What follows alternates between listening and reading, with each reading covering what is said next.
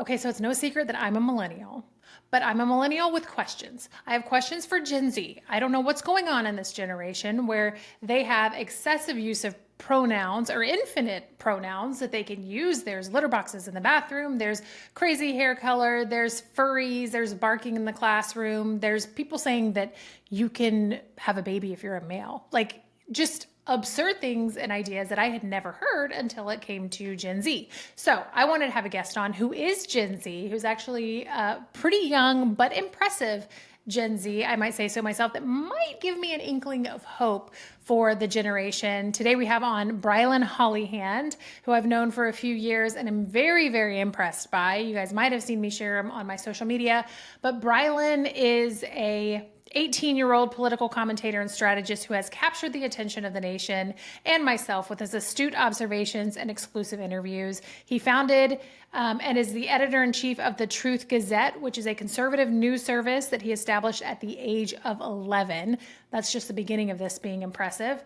Brilyn has already interviewed an impressive array of influential figures for his podcast, The Brilyn Hollyhand Show, including Dr. Ben Carson, RFK Jr., Vivek Ramaswamy, I always struggle with that last name, Vice President Mike Pence, Michael Knowles, Ben Shapiro, Governor Sarah Huckabee Sanders, like the list goes on. How? He's 18, hasn't even finished high school yet. Brilyn also makes regular appearances on national cable news networks such as Fox News, NBC, Newsmax, and more.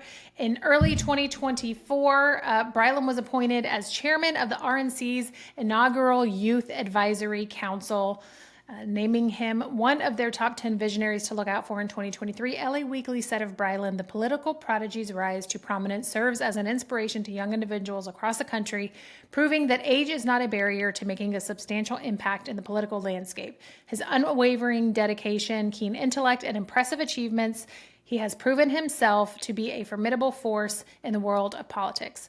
Most recently, Brilyn is the author of his debut book, One Generation Away: Why Now is the Time to Restore American Freedom. Be prepared to be impressed, you guys. All right, Brilyn, thank you so much for joining the podcast. It is a pleasure to see you again. You are also an Alabama resident, so this is really exciting for me to have a fellow, what am I supposed to say, Alabamian? Is that what we say? Correct. There you go. Welcome to Sweet Home Alabama, Christine. It's an honor to have you as a resident now and to call you as a neighbor. So this is awesome. I know. I'm so excited. So I wanted to have you on because there's this narrative that Gen Z is ruining the country. And sometimes it's hard not to agree with it. Realistically, there's a lot going on with Gen Z, it feels like these days. But I know that there's some Gen Zers who give me hope, and you are one of them. And you're kind of tackling a lot of what's going on in the country and giving the rest of Gen Z a run for their money, I would say. Well, I appreciate that. Yeah, they constantly call the Republican Party the silent majority. And I really think that my Republican group within Gen Z is the silent majority as well, because what we hear a lot of is this loud minority, the blue-haired crazy liberals on college campuses that are banging their drums, screaming through the bullhorns and shutting down campuses with their protests, is really just the minority when you look at the broader scheme of the college campus. And so as we start going to campuses over the past few years and talking to people, I've been shocked, just like you said you are, that there actually are young conservatives out there. They're just too scared to speak out and they're concerned of being canceled. And so, I know that that's something that, you and I are constantly getting pushback for things that we say. But what I tell people is that's just kind of part of it. Like, you have a voice, you live in a nation where you have the opportunity to speak out. So why not do it? Yeah, absolutely. So you founded the Truth Gazette when you were 11, right? Yes, ma'am. Which is a news outlet, so to speak. And you've interviewed all kinds of people from Dr. Ben Carson. I think you've sat down with Mike Pence before, VP Mike Pence. Have you interviewed Tucker Carlson too? Not yet, but we Not yet, have a pretty close relationship. But coming. So yes. You like huge things for somebody your age. And I actually, interestingly enough, I have a son who's Gen Z, Noah, you know him, and he says hello. But I asked him, I was like, if you could ask Brilyn anything, what would you ask him? And it was actually a really good question. He was like, what made him so interested in such mature topics at such a young age? I mean, what 11-year-old says, I'm interested in saving the country? Like, that's just unheard of. Most kids are playing video games or outside kicking the soccer ball. Tell me kind of like where this passion comes from for you. Yeah, absolutely. And please tell Noah that I said hey, and I look forward to catching up with all of y'all soon. I absolutely think that he's right there when he says, not a lot of young people, especially at 11, are interested. But I'll just kind of give you, the full story here. So I first got interested in politics in the fourth grade. It was the 2016 presidential election, and was watching it as, a fourth grader, as a 10-year-old at the time, just kind of seeing what was going on in the nation, seeing what we thought was the most divisive election ever. And, it's only gotten more divisive and crazy as the elections have gone on. But I thought that was an interesting moment there. I was just moved to a new private school. I was serving as SGA vice president and had the opportunity to have this little mock election in our school library. And I remember sitting behind there. It was election day, 2016, sitting there, counting the votes. And I was like, this is really cool. This is a really incredible opportunity that people in America get to vote. And this is, I was, close to, I guess, 8 years at the time away from being able to vote myself. And, now it's full circle to get to vote this election. But I saw it then as something that's a fragile thing. And I started watching politics after that election. But it wasn't until July of the next year, you mentioned when I was 11, that I actually founded my first thing. And that was the news service, the Truth Gazette, because at that point I was frustrated. I saw how fragile America was. I saw how fragile American freedom was. And it was just being thrown around by my peers and by my parents' and grandparents' generation as something that we can get back one day. And my book, One Generation Away, is named after Reagan's quote, "Freedom's one generation away from total extinction." That's great. But you got to listen to the second line for the context in the speech. And it. And he says, freedom's constantly fought for and defended. It's, one once by generation for eternity. It's not like it's just something that you just get to keep forever. You have to constantly fight for and defend it. And I didn't think that, the leaders in Washington, D.C. were representing us. We're representing these, Americans of everyday life. And so I said, we're going to do that. And so I stepped up, started, in a commentary role, and I've done that for the past 6 to 7 years. And in this past election cycle, I've stepped into the chairman role of the R&T Advisory Council. So now I actually get to bring young people to a seat at the table, which is really cool because, I was given a seat at the table at 11, and it's full circle. And by the grace of God, we're here. Did you ever imagine, like, you started the Truth Gazette? Did you ever imagine, like, this is where you would be this early? Like, was your drive so strong that you're like, yeah, I know I'm going to be there. I know I'm going to have a seat at the table. I know I'm going to be able to share my values. But, like, at age 18 now, that is so crazy to me. I mean, you've got Dr. Ben Carson's phone number. You've got the relationship with Tucker Carlson's team. You've met President Trump multiple times. Like, you've written a book. There are people my age and older who have not accomplished as much as you have. In what world did you ever imagine this? I never, ever imagined it. And I thank God every morning when I wake up that this is my life. I kind of pinch myself a lot. And I know you know Ben Carson well. And in a moment at the convention 2 weeks ago, I was sitting in the green room. This is the day the VP announcements came out for who the nominee was, JD Vance. But remember that morning, it could have been Ben Carson, it could have been Marco Rubio. It was down to some people. And I'm sitting in the Fox News green room about to go to Laura Ingram's show. They're doing makeup and hair, and my chair is in between Marco Rubio on one side of me and Ben Carson on the other side of me. And my mom. And I turn around and look at her, and I'm like, what world am I living in that I'm like sitting here next to these guys who are about to go to a panel together? Like, I'm pinching myself. So no, never in a million years. And the book's a good example of that. Like, I'm an avid writer. That's how I got started in politics, by writing those opinion columns for the Truth Gazette. But I've always said I'll write a book. It just, in my mind, it would be as a grown adult. Like, never did I imagine writing a book before my senior year of high school. But I didn't, and it was a #2 Amazon bestseller because there's this desire for young people, this young perspective, because nobody else is speaking to young people. They're speaking down to young people. We have these politicians in D.C. attempting to speak down to us, but there's no person on our level speaking to us. And I think that's why, Noah and I are so interested in this, is because we get to actually talk as fellow young people, and it's amazing. Yeah, Kamala Harris actually called 18 to 24-year-olds she called dumb? Yep.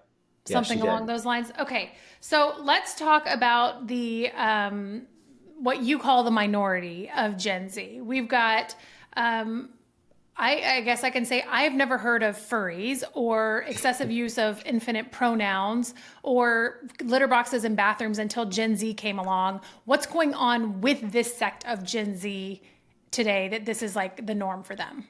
I think you'll agree with this. And I wrote about this in the book for the first time. I never shared this, and I'll share it with you today.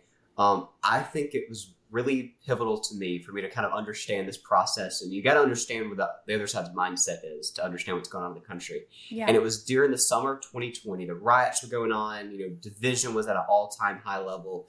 And I was sitting in Sunday school class, and there was a clip on a TV screen playing of the cities burning down the night before and people chanting and hitting people and all this craziness. And I remember just saying out loud to nobody in particular, like, what is happening to America? And my Sunday school teacher said, those people that you see on this TV screen? And I said, yes, sir. He said, those are lost people. Those are people that do not know God, that do not know his grace, his mercy, his kindness, his goodness, that do not know that there's something to fill that void other than hate and division. And so I think that's what we're seeing. You talk about the furries, you talk about, the pronouns, you talk about everything that's going on right now in schools.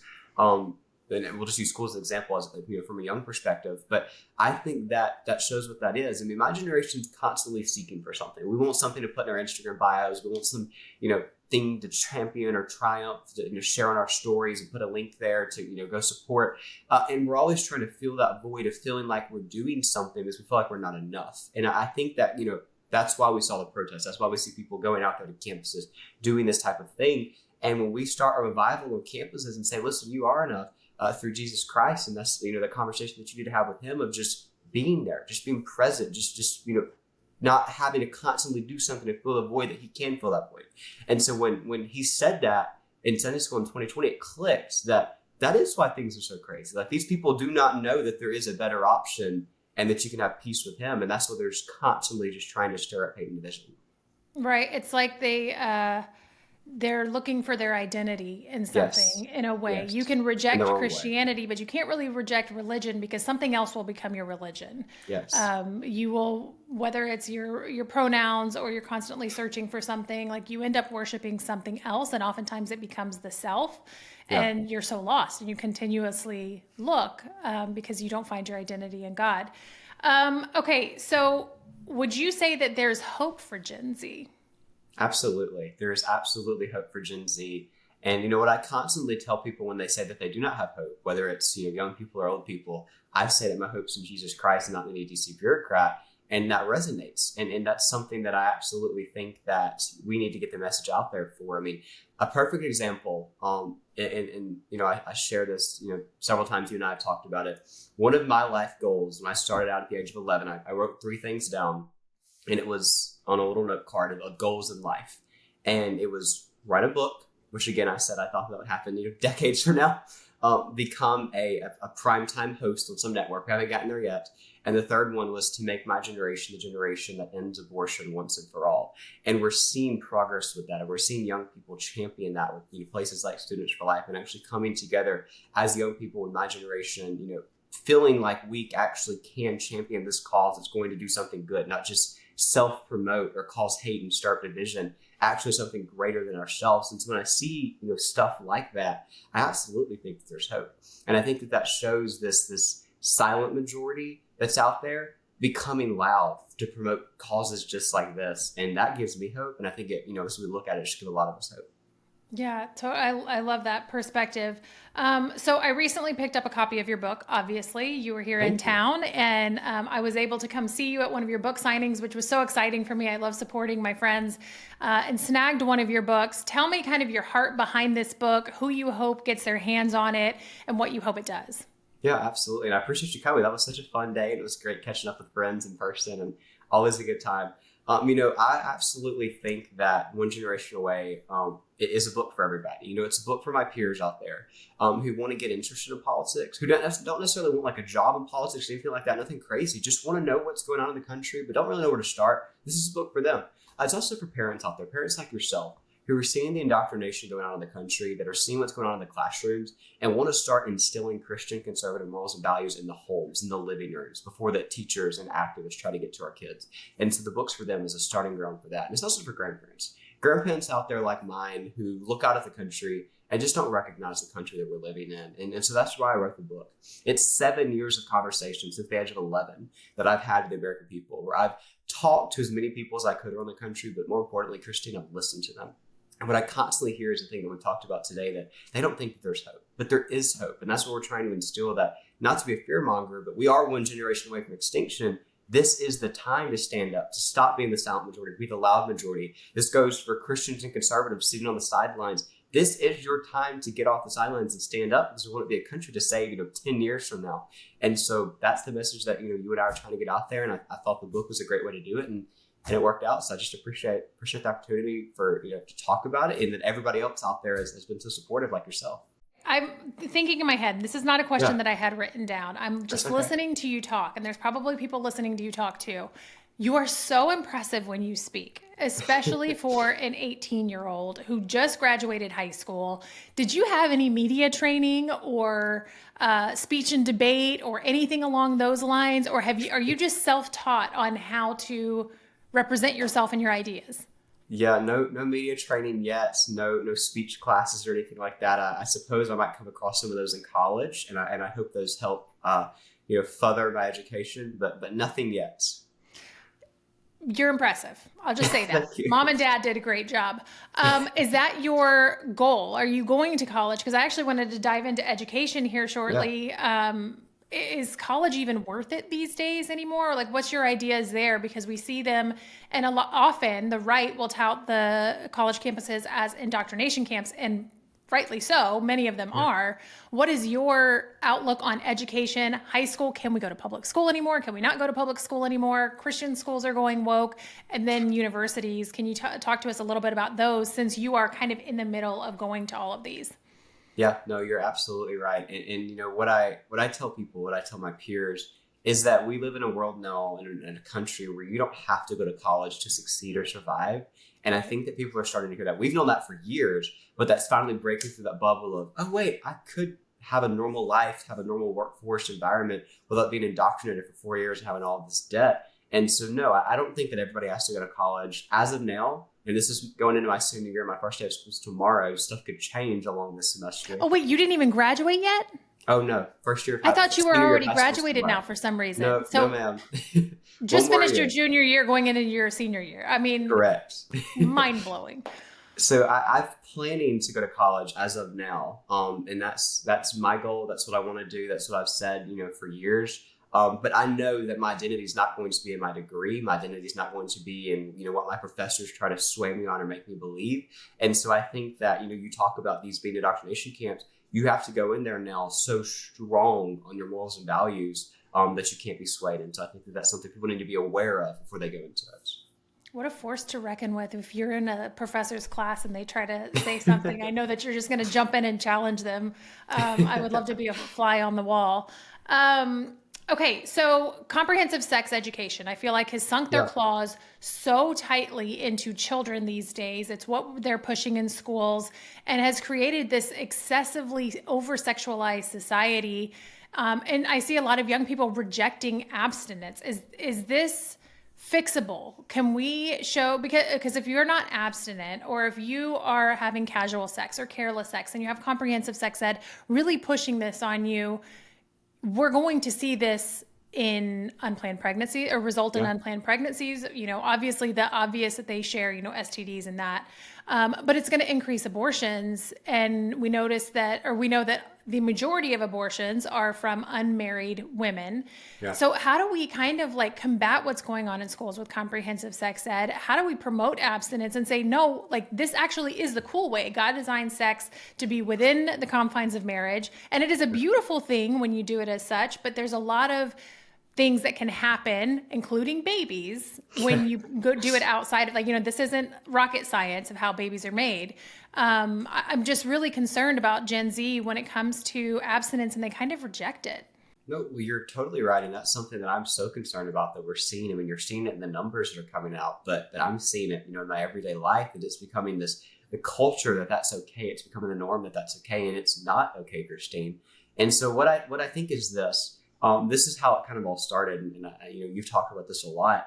It really, the indoctrination that we're seeing with the sex ed that's come to fruition today started in higher education in the 60s and 70s with the hippie movement, when the activists attempted to seep into education and nobody stopped them. And now we have these activists claiming to be teachers, claiming to be educators, all the way from higher ed down to pre-K. And it was bad when they were teaching indoctrination in college classrooms. It's even worse when you're teaching in preschool classrooms. And people think that this is some far outlandish idea and that you and I are crazy, but it's not crazy because I'm seeing it firsthand, in my classes or from friends' classes, and you're seeing it as well. And this is absolutely something we have to push back against. And so this is really what's happening right before us. It seems crazy, but it's real. And so that's something that we have to combat, and really say, listen, that's not okay. This is not the norm. This is what we should be supporting, we should be promoting. And what it really boils down to is strong families and strong parents that are going to start teaching this in the living room. They're going to start teaching conservative Christian morals and values in the living room before they even get to pre-K, which is unfortunate that you have to talk about it that early with the kids, but it's the world we live in now. And somebody's got to do it. And clearly, the teachers and educators aren't doing this. And don't hear this as some, rant against teachers and educators. My mom was a school teacher for decades. Both of my grandmothers were school teachers for decades, their entire careers. My first career choice when I was little, when I was in kindergarten, I wrote on that little bulletin board when I came to school for the first time that I wanted to be a school teacher one day. So I have a lot of appreciation and respect for educators out there, but it's the activists that are being the one bad apple in the batch that are really making education so difficult today. And that's why we're seeing too many people like myself move to private schools, because that's what's happening in public education, and it's so unfortunate. Yeah, I mean, even within private schools, I can say the battle is still there, which we both know and have seen. Doesn't matter if it's public school, charter school, private school, even homeschool. You still have to pay attention to who your children are around and what they're learning. And so what I'm hearing a lot of this is it's the fault of millennials and Gen X and boomers because we didn't do our jobs of instilling these values and keeping the family together. And in part, it's, women going out in the workforce and not being home and outsourcing education. And, I feel like a lot of times, myself included, millennials, we want to point and look at Gen Z, be like, what the heck is going on? Like, these little furries and blue hair and this and that. And it can be kind of overwhelming, but then really, I think we only have ourselves to blame, and we have to look in the mirror and say, look at what we have allowed. This is us. This is not me necessarily, because I'm like completely the opposite, and I'm going to try to do what I can with my kids, but it's my generation and the generation before me that have laid this groundwork for this kind of behavior to kind of be seen as okay. Do you agree? Yeah. Did we drop the ball? Agree.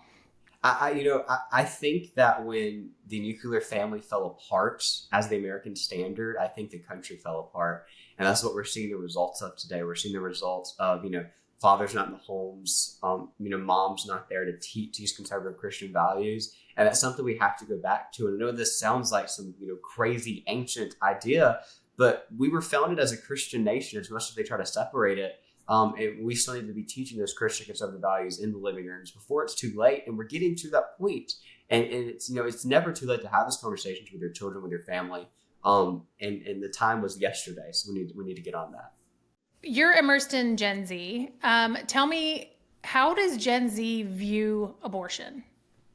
So I think, and I told this to President Trump a few months ago, and I told this to the party, that we're on the right side of history. We have the right messaging. But we have a messaging problem in how we get out there. And I think that's where it gets to Gen Z and where we've seen an issue in previous elections. We don't know how to talk about it. And so I think Gen Z looks at Republicans as the party of anti-this, anti-that, anti-that, because Republicans have been messaging our stance like that for decades. We've gone on debate stages and said we're anti-this, anti-that, we're going to take this away, and then we just walk off the stage and don't talk about it and don't explain our stance. Yes, abortion's murder. We have to explain why abortion's murder. We can't just keep using these buzzwords and talking points and actually explain to Gen Z. Because we've seen the pictures, we've seen the videos, we understand the science behind it, but young people don't. They've never been exposed to that. They're not being taught that in classrooms because of indoctrination. So it's about conversations, and that's what Gen Z needs to hear from Republicans. Republicans need to triumph that, because we're championing life and we're the champions of life. But if we cower in the corner, we're not on the right side of history. We're not really doing the service here that we need to be doing. And so I think it's a messaging thing where we move towards saying we're pro-family, pro-woman, pro-life, and explain those positions instead of saying we're anti-abortion. And we really need to explain why abortion is bad, why abortion is murder, because it is, and it's horrible and it's disgusting. And until young people understand that, they're just going to keep thinking that we're the terrible guys, trying to do this, because that's what we've been for so long. We haven't been explaining it. And I think you agree with that. Yeah, no, I do in the sense, I will wear the anti-abortion label proudly and I will wear the Yeah, pro-life label yeah. proudly. I think a lot of it is, you're right, about communicating this and educating people because I have met with people, whether it's at a pro-life rally or a women's march or something along these lines of, especially at the women's march, I have young girls come up to me and at 20 weeks, they think the baby's a clump of cells and they have no idea what they're talking about. Even just the biology of a baby, the science of a baby, not even talking about the abortion issue at all. They Yeah. don't even understand what pregnancy actually is. So we have to first educate, obviously, and we need to do a better job of that. I agree. And something that you said in your book was that Dr. Carson, which is so great that we both know him and have a relationship with him, but that Dr. Carson has always been firm on this issue. We see a lot of people who are wishy-washy on this issue, and obviously we can't tell people how to vote because we are a nonprofit and we're not going to do that. But we do need to see candidates who are firm on the life issue. And I will always, always put the life issue first for me. But there's a lot of people who are wishy-washy on it right now, and it's because they don't know how to talk about it. Well, that's what it is. They don't know how to talk about it. And I'll say this, this is very unpopular for me to say. A lot of Republicans disagree with Mike Pence for different reasons. I have different things I disagree with him on, but he's a friend because him and I agree about how bad abortion is. And he's one of the most pro-life people I've ever met. And he's another person that's not wishy-washy. He famously goes on a stage and, in the darkest of rooms where a Republican isn't welcome, where, an anti-abortionist isn't welcome, and says, I'm pro-life and proud of it, and here's why. And he explains. And very few Republicans do that. And he's somebody, him and his wife, that I leaned on when I was writing this book. We had a dinner together in Dallas, and we talked about this. His wife had just come out with her book. He was in the middle of writing a book, and I was writing my book, and I was on the abortion chapter, and I said, where do I go with this? How do I explain this? Young people are going to put the book down as soon as they read this. And he says, you have to be stern. You have to be, very vocal about where you stand, but explain it. And he was exactly right. And Dr. Carson does the same thing, and it works, and it's effective because you explain your position and educate. Yeah. Was it Mike Pence who said, I'm pro-life and I don't apologize for it? Or what did he say? I'm pro-life and proud of it. Okay. So I appreciate that. And yes, regardless of how you feel, I know even like conservatives, some people feel very strongly about him one way or the other, but he has never wavered on this issue. And he's a great friend of Students for Life. We've had him at a lot of our events. And Kristen, our president, has a great relationship with him as well. We absolutely adore him and his fight for life, which is completely unwavering. So when it comes to this issue, the life issue, do you see Gen Z becoming more pro-life? Yes, absolutely. And I think it comes through education. I mean, that's what you said a second ago.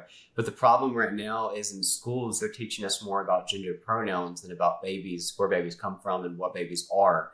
And that's why we see so many people confused, not understanding. You see them at the rallies. I see them on campuses or on social media. When I put a post out saying abortion is murder, they're like, what do you mean abortion is murder? It's still a clump of cells. Because they don't understand that they're not being taught that.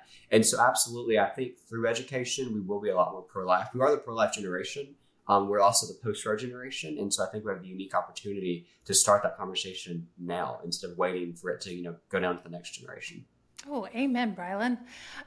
Okay, so where can everybody find you? Where can they find your book? Usually I have like the book. If I'm interviewing somebody, a lot of times I'll have the book in here, and I do have your book. It's just in a different room because I was studying it before I had you on as a guest. So I apologize that I don't have it to Vanna White right now. So tell everybody where they can find you on social media, what your handle is, where they can find the book, what's next for Brilyn Hollyhand. Yeah, thank you, Christine. My social media handles are all at Brilyn Hollyhand, and your audience can get signed copies of the book at brylynbook.com or pick up a copy anywhere books are sold. And what's next is going to be starting my senior year of high school tomorrow and going into that, doing some more book tour events and trying to get out the vote for our party as we get closer to election, but also making sure that this messaging is getting out there. Because we talked this whole interview about educating my generation, and it's going to be up to us to get that message out there. So we're going to be doing a lot of work. Absolutely. One last question, because I was thinking about it while I'm talking to you, and I didn't have this written down, but I'm so curious. I've always said that one day I'm going to vote for you because I know you're going to run for office for something. But you mentioned on here that your goal as being younger was to be a primetime commentator. Is that still your goal, or what is 10 years? Your 10-year goal right now? Obviously you can't tell me 20, 30 years down the road because none of us really know that, but what does 5-10 years look look like for Brylyn down the road? We'll say 10 years. I'll be 28. I'll be well out of college. Would love to have the wife, kids, and a dog, and be somewhere getting to talk as a commentator, but also not just being a talking head, actually getting to make change. And I don't think that that's through public office. I think that I can continue to do that through what I'm doing right now out of public office, just because I think you're confined to a 48-year term when you do that, and it's way too dirty, way too swampy to get in the mess of that. I'm not closing the door on that, but I'll just say that's not currently in the cards. But who holds the cards is God, and whatever his plan is, we're going to continue to follow. Because that's what happened for the past 7 years, and somehow here we are, all by the grace of God.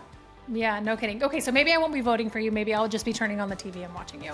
Yes. Brylyn, thank you so much for joining Speak Out. It has been an absolute pleasure. I'm so looking forward to other people getting their hands on your book and getting to know who you are, because you are such an impressive young man. Thank you so much, Christine. You have a great rest of the week. This was so much fun. I always appreciate you. I know. Let's grab lunch next time you're in town. Absolutely.